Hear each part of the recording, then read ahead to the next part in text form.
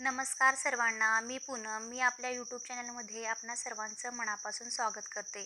तर आजच्या व्हिडिओमध्ये आपण बघणार आहोत की घरात अगदी साध्या पद्धतीनं जरी आपल्याकडं लोखंड स्टँड नसेल तरी एखाद्या हंड्याच्या साहाय्यानं महालक्ष्मी लूक कसा बनवायचा गौराईचा ते आज आपण या व्हिडिओमध्ये बघत आहोत. तर इथं मी एक हंडा घेतला आहे आणि त्याला एक आडवी काठी बांधून घेतली आहे. चला तर आता आपण साडी नेसवायला सुरुवात करूया. तर सुरुवातीला आपण निर्या करून घ्यायच्या आहेत.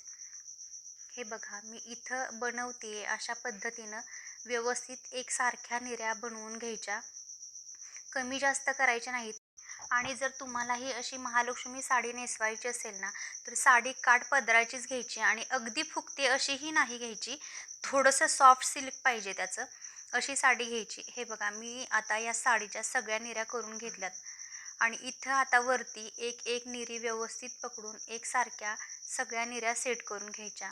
ज्या पद्धतीनं मी व्हिडिओमध्ये बनवल्यात ना, अशा पद्धतीनं प्रत्येक निरी पकडून घ्यायची आणि तिला व्यवस्थित एकसारखी सेट करून घ्यायची.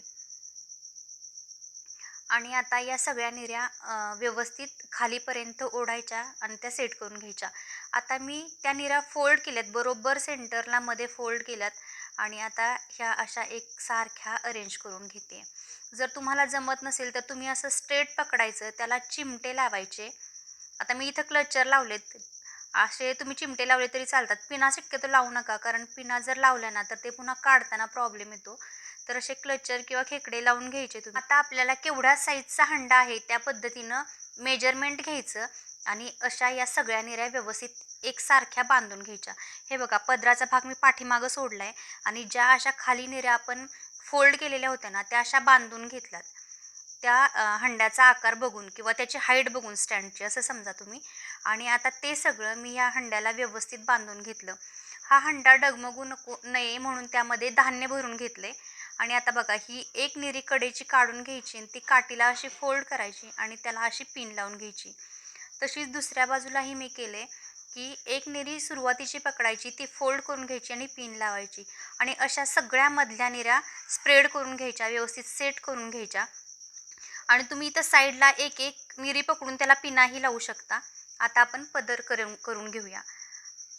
हे बघा आता मी त्या हंड्यामध्ये आपलं स्टँड बसवून घेतलेलं आहे आणि ह्या सगळी साडी आतमध्ये खोचून घेतलेली आहे.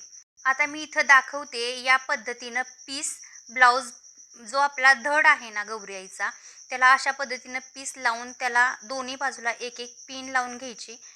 आणि पुन्हा माझ्याकडं जी काही ज्वेलरी होती ती मी आता ह्या लक्ष्मीला घातली आहे आणि डोक्यावरती पदर दिला. हे बघा माझा अंबाबाईचा फायनल लुक तयार आहे.